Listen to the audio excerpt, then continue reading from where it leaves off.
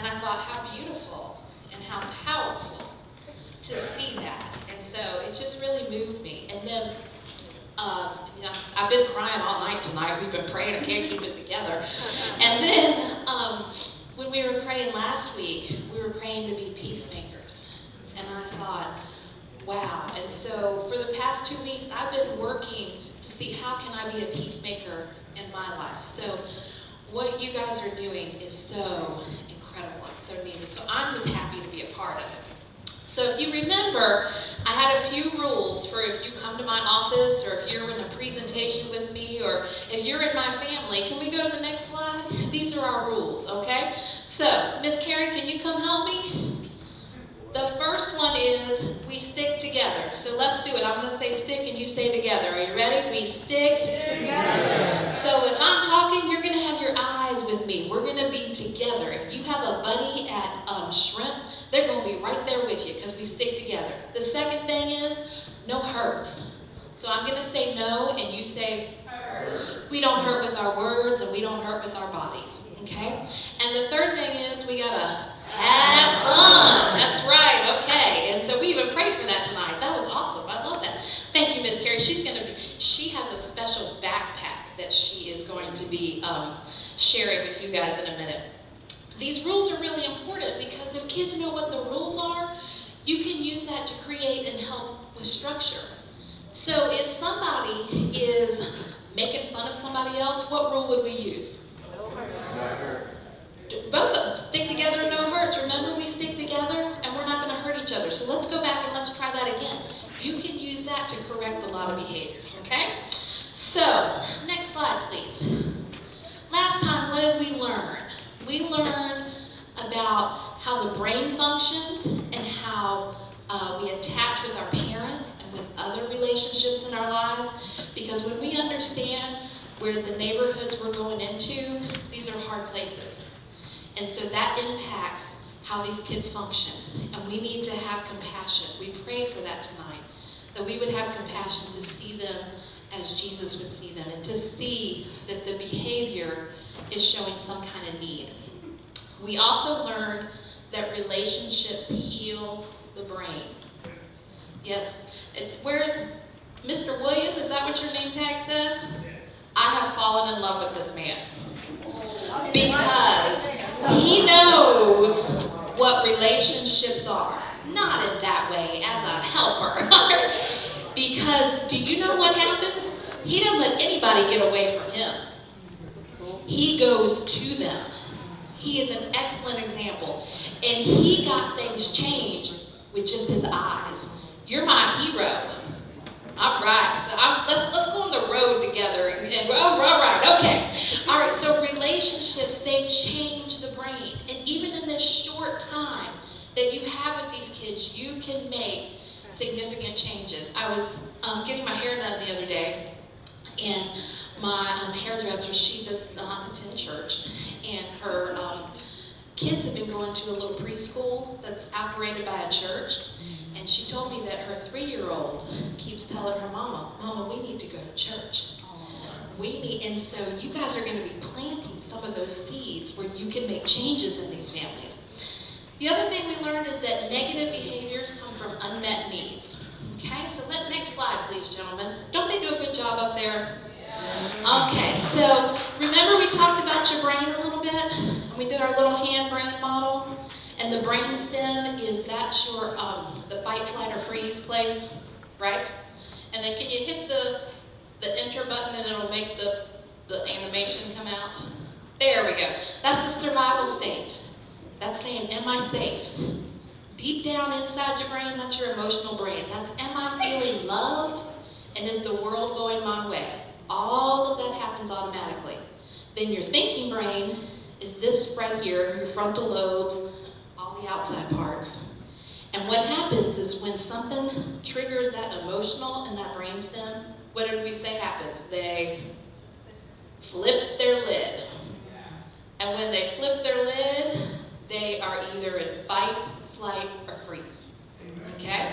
And what we're going to talk about is we're going to talk about what to do when we get to fight, flight, or freeze. But we're also going to talk about what we can do to keep them from getting to fight, flight, or freeze. Okay? The most important thing that I want you to walk away here tonight, and that I want you to remember when you are out there in those neighborhoods, is connection, connection, connection. Let's say that together. You ready? Connection, connection, connection. You build that relationship with that child, and they will be yours for the rest of the week. You can contain so many different things if they know they are seen, have a voice, and are heard.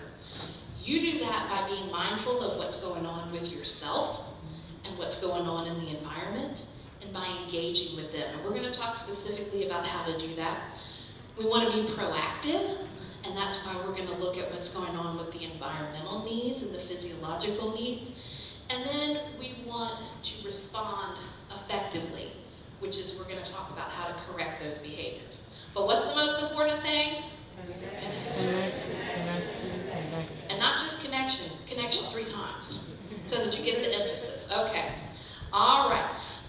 Next, we're going to show you a little video. It's 3 different segments. They're real short, and it's of some of the skills we're going to talk about tonight. I wanted you to see the video beforehand so that when I talk about them, you'll have a mental picture. Now, make sure you listen to what the kids' names are, and you listen to what some of the skills are going to be, because there's a little quiz at the end, okay?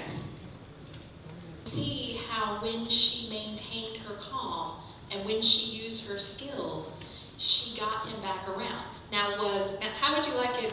I know many years ago, if he had stepped on my leg, I would have gone into my emotional mind. Okay? And so that's why we talk about staying calm yourself, okay? And we're going to go through some of the skills, but I want you to think about those 2 clips, because at the end we're going to talk about it a little more. What was the need for each of those children? And what brain state were they in? Were they in their brain stem, their emotional brain, or their thinking brain? And then as we go through the skills, start thinking about what a skill is that you could have used with that child. Okay, so the first thing, we talked a little bit about this last week, is what we call empowering principles, looking at the environment and the child's physiological needs and what they need. One of the things that's really important, we've already talked about having the rules, that helps them so that they know how to regulate themselves. The other thing, when most children have difficulty, it's during transitions, when you're going from recreation to story time. And for the ones who get dysregulated, they kind of lose control of their body. Well, you know, they've got to get there, doing all sorts of stuff like this. Some of them are going to be touching each other. The transitions are what's going to be really hard. You can prevent a lot of issues by preparing them for transitions. You're going to know within the first 10 minutes that shrimp starts who's going to have a transition problem, right? It's not going to be, you're going to be able, and so who are you going to need to be physically close to? That particular child, okay? They're going to be the kid who needs to hear, you know what, we're going to be finishing our craft in 5 minutes, and then we're going to be shifting to something else. Don't just shift gears on them too quickly. They can't handle it. So you've got to give them prompts. You've got to give them some warnings of what's going to happen. You guys might need to have a little printed off schedule with some pictures on it, so that as you're walking around, you can, for those kids, you can say, okay, we're doing this. Here's what's going to come next, so that they know what's going to happen. So transitions are what is really, really important. In meeting the environmental needs, you need to have some way to get their attention, okay? How many teachers do I have in here? Who has a way they get their class's attention? You can flick, well, that would be hard without the sun, but that is one way. You can have, say that again? If you can hear my voice, clap once, okay? Oh, we got some good listeners here. The other thing is when I say yes, yes, you say VBS. Are you ready? Yes, yes. VBS. I can hear you. Yes, yes. VBS. So I've got your attention. The other thing we can do, and that's the way that you can get all of their attention very quickly. Think of something that is unique to you that you would like to use. You also, because transitions and sometimes arts and crafts is not ready for you in recreation. Everyone's about to pass out from the heat, and so you have got to fill some time. Does that ever happen for you guys? Okay, so I'm going to teach you a couple things that fill some time. This is called a catch-along song. So when I say, this is called a catch-along song, you're going to say, so catch along. Are you ready? This is called a catch-along song. So catch along. All right, stand up. You ready? So you're going to catch along and do what I do. Are you ready? Shake your foot, shake, shake, shake, shake your foot. Shake your foot, shake, shake, shake, shake your foot. Shake your foot, shake, shake, shake, shake your foot. Shake your foot. Shake your arm, shake, shake, shake, shake your arm. Shake your arm, shake, shake, shake, shake your arms. Shake your arm, shake, shake, shake, shake your arms. Shake your arms. Okay, you can go through many body parts with that. Thank you. So those are just a couple things. You can do the mirror game. All right, I need a partner. Come on up here. So, you get them up in partners, and I'm the person looking in the mirror, and you're my mirror. Are you ready? Okay, they can't see us. They're looking at my behind there. All right, just keep them hydrated, because that could be part of the problem with them. Miss Karen, could you come help me and bring your bag when you come up too? Because we'll do that next. This here is my engine plate. Okay, you saw on the clip they had engine plates up there. What does an engine do? It makes a car run. Now, if I have gas in my engine, and if I change my oil, and if I keep my car all nice and clean, how's my engine gonna run? It's gonna purr. It's gonna be in my green zone right there. It's gonna be just right. Now, if I don't change my oil and I don't put gas in my car, what's gonna happen to my engine? What's it gonna sound like? Right. Can you flip to the next slide too? Now, if my engine gets really revved up, what's it gonna sound like? Yeah. Now, we can think of ourselves like an engine. Whether I'm doing just right, whether it's going low, I'm tired and I'm thirsty and sad, or if it's too revved up and I'm out of control. So you can introduce something like this at the beginning and then check in with kids. Miss Carrie, where's your engine at? I'm green. Okay. Is anybody in the blue? You're in the blue? Okay, let me help you out here. Let me see if I can help you out. Could you stand up for me? Okay, I want you to just put your hands in the air like you just don't care. Okay, all right. How's your engine now? You're still in the blue? Okay. Do you have good bubble gum? Do you need a drink of water? No? Do you need to sit by somebody you feel close to? No? Okay. So you see I've given him lots of different choices. You can sit down now, thank you. Movement helps get them there. If they're in the red, anybody remember one of the things that I taught you last time? A mustache? Who remembers their mustache? The magic mustache. Let's get it going. Everybody get their mustache out. We're going to put it right here. We're going to press and we're going to count to 10. Are you ready? 1, 2, 3, 4, 5, 6, 7, 8, 9, 10. That's right. So we're going to get our mustache going. So Miss Carrie is going to be part of what's called the care team. And she is going to have a little backpack with her. Why don't you show them a couple things in there? So this is going to be new, but we're hoping to have somebody at each site who can just be there to help when maybe a kid is kind of having a hard time. You can call on that person, and we're going to be having these bags, okay? So a couple of things I might have in my bag would be, if a kid is really hungry and they're kind of in that blue section, I might have like a little snack for them, okay? I may have some water. I may carry around some gum. Okay, let's say they're feeling a little dysregulated and need some gum. If they need to practice some breathing, I might pull out my bubbles. Okay, the breathing helps to calm. Maybe they just need a timeout, so I may pull out a coloring book and some crayons, and we may color for a few minutes just to kind of help them relax. They also have some Play-Doh. So Play-Doh is great for that deep muscle. And then also just some fidget toys and things that they can kind of just mess with. So I'm going to be at one of the sites, and hopefully we'll have some other people at other sites who are going to be there just to help. For those crew leaders, you're kind of the front line. You get to see which kids are maybe having a hard time. You can call someone to help you instead of having to try to figure out what to do with that child on top of the other one. So we want to catch them when it's low. Yes. If somebody's interested in a peer person, please secure your eye on that. Did y'all hear that? If you want to be a care person or you have interest, you can see Carrie or this lovely lady right here. Okay? All right. So, next slide, please. So we talked about how connecting is so important. The most important thing you can do is to develop that positive relationship with them. Because isn't that how God created us? We were created for connection. We need it. Our body, our soul, our spirit needs it.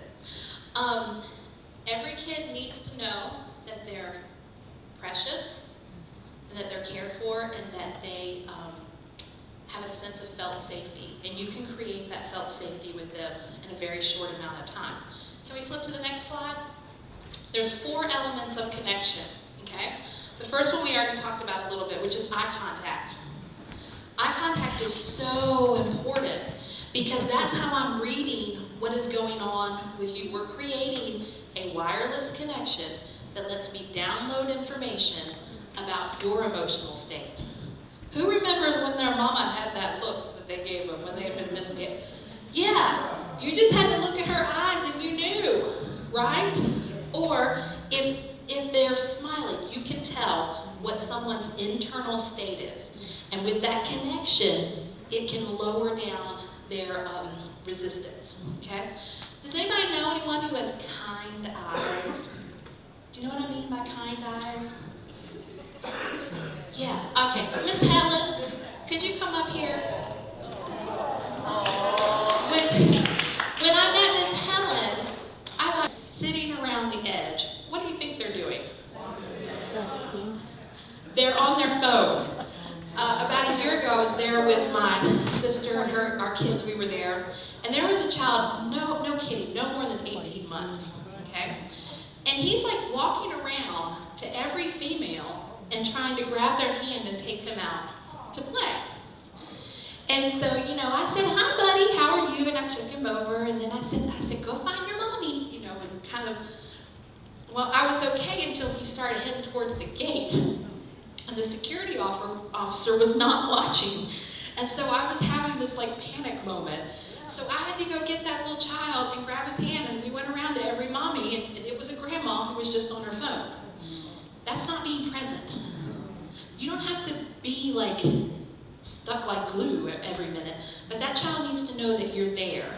Your heart is there, you're with them, and that you are enjoying the moment with them, okay? So, connection, eye contact, be present, okay?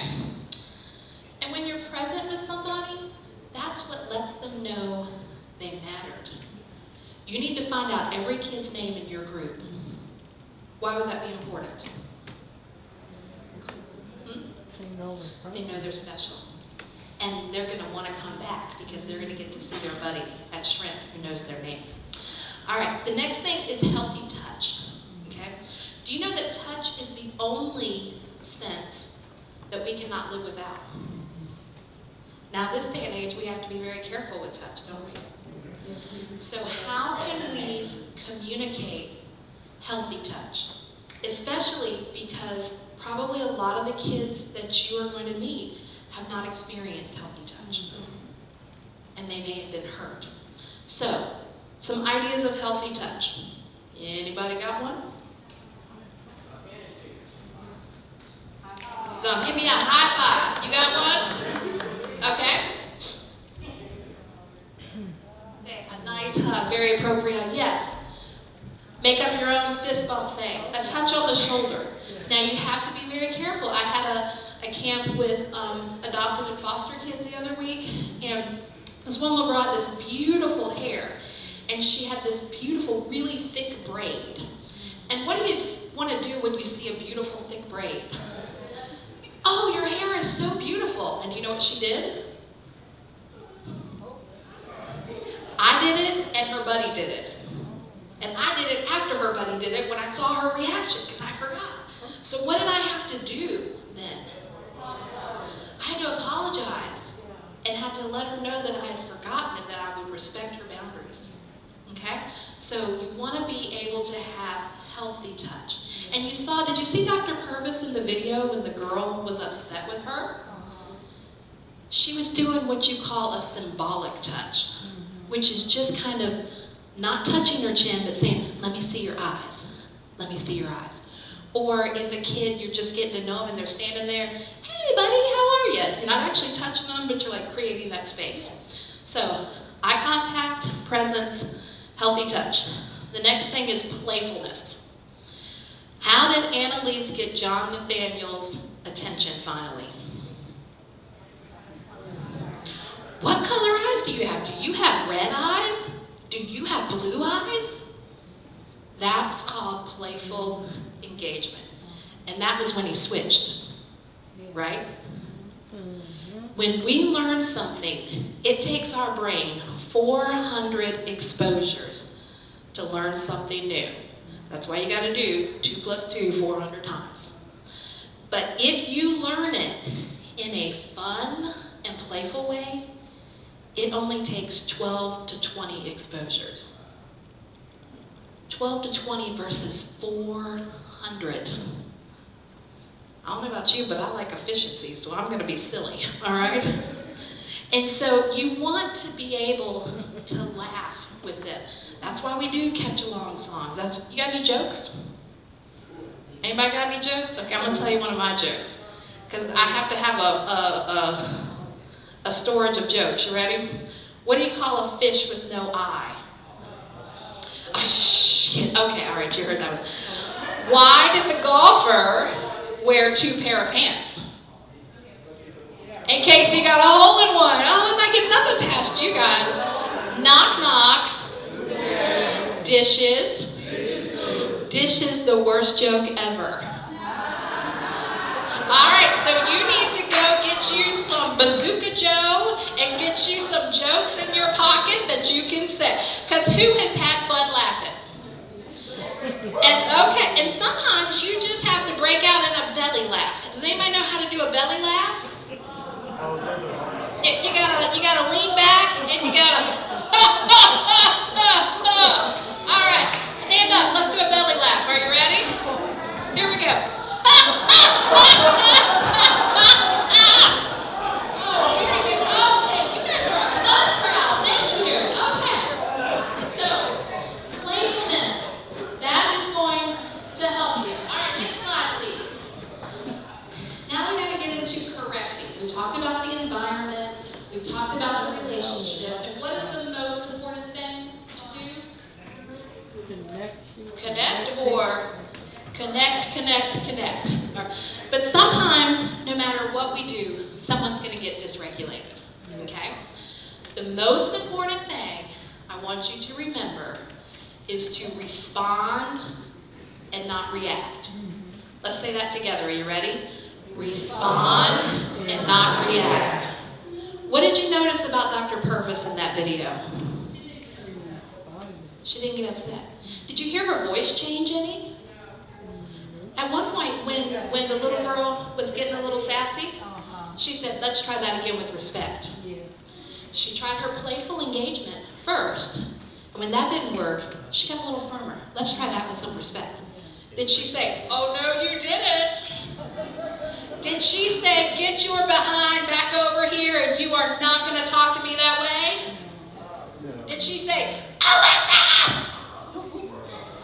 No, because what would have happened if she reacted instead of responding? What? Possibly. She would have gotten upset, and then the girl's mother would have gotten upset. And we don't want anybody getting upset, okay? So, when we have a kid that's starting to get dysregulated, we need to know what brain state they're in. Is it just things are not going their way? Like at first when John Nathaniel, and he threw his hat down. He was in his emotional brain. But then, what was he doing with his stick together rope? Where did he go in his brain then? He was down in the brain stem. Why did he turn away from her? That was a survival move. I can't handle this.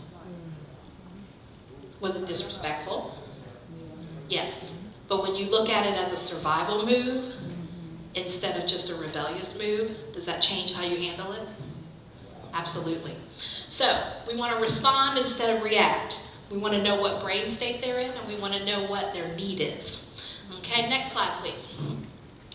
So, first thing you do when you have to get into a correcting situation, try using the rules. Remind them of the rules. Remember that we stick together. When you're talking, I can't hear what Pastor David's saying. And so that's not good sticking together. So let's try sticking together by keeping our mouths quiet. Isn't that better than shh? What happens when one person says shh in a crowd? Everybody does. I know, it's like, you know, okay. All right, so coach the child with self-regulation skills. Engine plate. You know what, buddy? It looks like your engine might be a little bit red. I wonder what we could do. Let's see. Maybe we could do a wall push-up. Does anybody know? Now, why would I have somebody do a wall push-up? I'm getting some deep muscle input, okay? Could you come help me out? Is it Haley? Okay. Could you come show them how to do a wall push-up? And so you're just going to put your hands on the wall and you're going to do that. Now if I said, Haley, looks like you got some energy. Let's do some wall push-ups together. Okay. And then, yeah. Now if I said, drop and give me 5. No. How would that go over? Not good. But if we use movement, that's one way. If you have something heavy that needs moving, let that child help you move it. That deep muscle input. Now don't say, you're coming over here and moving chairs. Because their mama's going to be like, why is my child at Shrimp moving furniture? But if he's helping, and if it's regulating him, if you have a heavy backpack that needs carrying, that's a very good self-regulation thing. Okay? So we want to know where they need a drink. Maybe they need a little snack. Maybe they need a little piece of candy. Something like that will help, okay? Let's see here. We talked about the wall push-up. The other thing that I want you to remember when you're correcting, we talked about this last time, was name it to tame it. Let's say that again. Name it to tame it. Because when you name that emotion, what are you showing them? Empathy, that you understand. And what the science tells us is that calms down that emotional part of your brain. Whoa, buddy, you look like you're a little upset. If somebody just starts randomly swinging their arms and they're about to throw a punch, whoa, buddy. Looks like something's bothering you. We can handle this. Take a deep breath and let's get this figured out. That's one of the biggest things that will happen, okay? All right. The other strategy you can use, playful engagement. What did Annalise do with John Nathaniel? What color? Do you have red eyes? Do you have blue eyes? Being playful disarms that fight, flight, or freeze. Okay, let me get to the end and then I'll do your question, okay? Being playful disarms that, okay? You want your voice to be playful, you want your eyes to be playful, you want your body to be relaxed. One of my favorite things is, because I get sassy mouth all the time in my office. All the time. And so I'm always like, whoa, buddy, let's back that up, Gus. Back that bus up. Let's try that again. Or you could say something like, whoa, did you get promoted to shrimp staff? Because I think you were bossing me around. Oh, I need to make sure I'm not fired. Let's go back and try that again. Well, wait a minute. I think you're telling me what to do. Are you asking or are you telling? And that's a playful way to get them to go back and to redo it. Okay? All right, next slide. Sometimes we have to get a little bit more structured though. You heard Dr. Purvis's voice get a little lower. And she was kind of leaning like this over Alexis. And when Alexis got sassy, what did she do? She got down a little lower, her voice got lower, and she got a little bit firmer in her tone. And so your eyes are focused on them. This is when you can offer them two choices. Buddy, I know you don't want to go to music time, so the choice is you and I can stand in the back, or we can go see Miss Carrie for a minute and offer them a choice so they don't feel trapped. Redos are my favorite. Did you see how Alexis had to do her redo? Why is it important to have a redo? Changes the direction.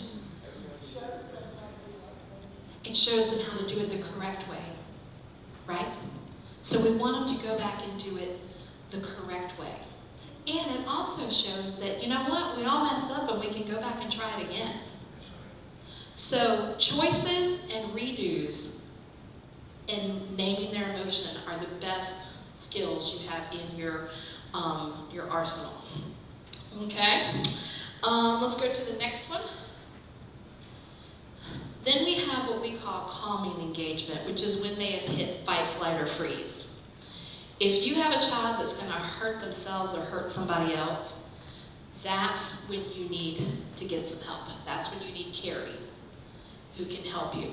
Because you shouldn't restrain a child unless you have been trained in how to do that, because you could hurt them or hurt the other child or hurt yourself. Remember when I told you about my VBS experience? And I sat in the doorway of the men's room for most of VBS? Not fun, because they missed a lot, and my view was on the floor, okay? So the reason I was sitting there was because that's where this child ran into. I was just there to keep him safe and to keep him from pulling the toilet off the wall.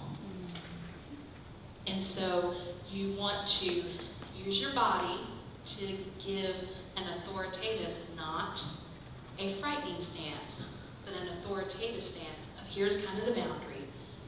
Your voice is low in tone, and then you're going to speak slowly. Why would you need to speak slowly when someone's in fight, flight, or freeze?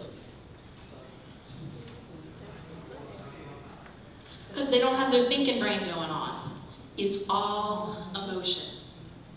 And so you're going to say, you're safe. That's really, really, I used to think that was super corny. And then I realized, whenever I would listen to children pray, do you know what one of the things they always pray for? Please keep us safe. And especially when they get that 5, 6, 7-year-old age, that's when they start to understand concepts of time, and they realize yesterday, today, forever, and they realize that people are not going to be in their lives forever, and they start to worry about dying. All of that, and they don't know how to talk about it. And so that's why they're saying, please keep us safe. And so as the adults in their lives, we have to help them feel safe. And some of them may have had experiences that aren't safe. So you want to use your body posture to create an authoritative stance, but not frightening. You want to use your voice. Buddy, you look upset. We're safe. We can handle this. Let's take a deep breath. Now, do you know how to take a proper deep breath? You'd be surprised how many people don't know. They do this. You don't want your shoulders to come up. You want your belly to come out. And there's a couple different ways you can do this. You can say, let's pretend we're smelling a flower, and then let's cool it, blow out a candle. Lots of different ways to help them take a deep breath. Now, what happens when you're standing in front of someone that's upset and you start going,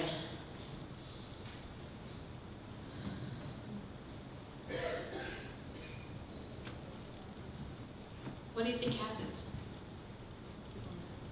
What happened in the room? Everybody's shoulders did this, and you started breathing with me. When you're next to an upset person, if you change your breathing, a lot of times they will start to match it with you, okay? Isn't it terrible? I get paid to tell people how to breathe. I know, sometimes I feel guilty about that.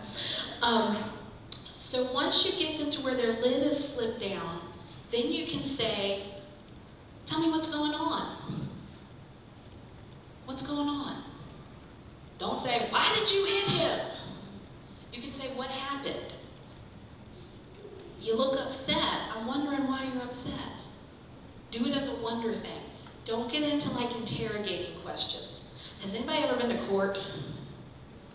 Okay, I've been a lot. It's my least favorite thing to do. Because the lawyers just ask you question after question after question, and you're exhausted. And do you realize that 75% of what we say to a child is a question? 75%. What'd you do today? Did you have fun at Shrimp? What was your counselor's name? What did you make? What did you learn about Jesus? You didn't learn anything about Jesus? Why is that pencil up your nose? Who told you to do that? Okay? So we just say, hey, what happened? Okay? And then while this is going on, I want you to look in your brain and say, what is the need here? What could be, sometimes we might not know. What is the need with this child? And then help engage them in a problem-solving process. If it's where they're going to hurt themselves or hurt somebody else, you need to get a staff member. Your, what are they, crew leaders or something? Site leader. You always get your site leader, okay? So let's think about Alexis. You remember Alexis? Okay? And she just kind of walked away. What brain state was she in? Was she in her thinking brain, her emotional brain, or her brain stem? Emotional brain. That's right. Because she was still making choices. What did you think when she said, can I cut the light off? Who would have said yes? I wouldn't have when I first did it, because I'd have been like, no, that's ridiculous. But then I realized she was trying to do something to regulate herself. When Dr. Purvis was talking to Alexis, what were her eyes doing?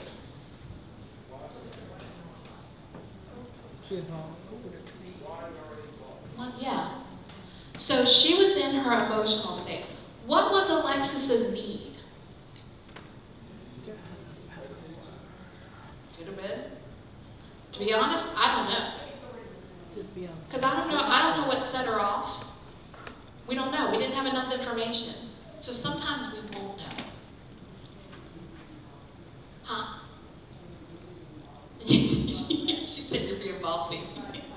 And what you didn't see is further on, she says, how about if I just punch you in the face? Yeah. Yeah. So she needed help regulating herself. She needed something very good. Oh, good down there. All right. What is something you could have done? What's a skill you could have used when Alexis was walking away?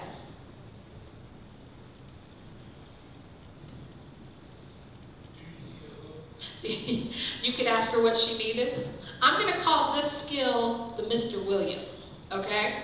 Because if a kid's walking away, I want you to do a Mr. William, and I want you to go to them. Go to them and engage with them. So that's our new skill, all right? Because when they're walking away, you guys are in a wide open space, right? The kid I had who ran at VBS when they wanted to go outside for game time, I was like, Lord, you're killing me. What am I going to do if he runs? I'm going to have to tackle him, you know? So do a Mr. William. Go to her. John Nathaniel, what brain state was he in? He started in the emotional brain, and then what happened? He moved to the brain stem. Right? Okay. One last question. Anybody know what his need was? He wanted to wear his cowboy hat. Because cowboys wear their hats. All right. Good job. Last thing to just remember, stay calm no matter what. See the need behind the behavior. Meet the need and find a way out. And don't quit. Because if you don't do it, who will? All right, thank you.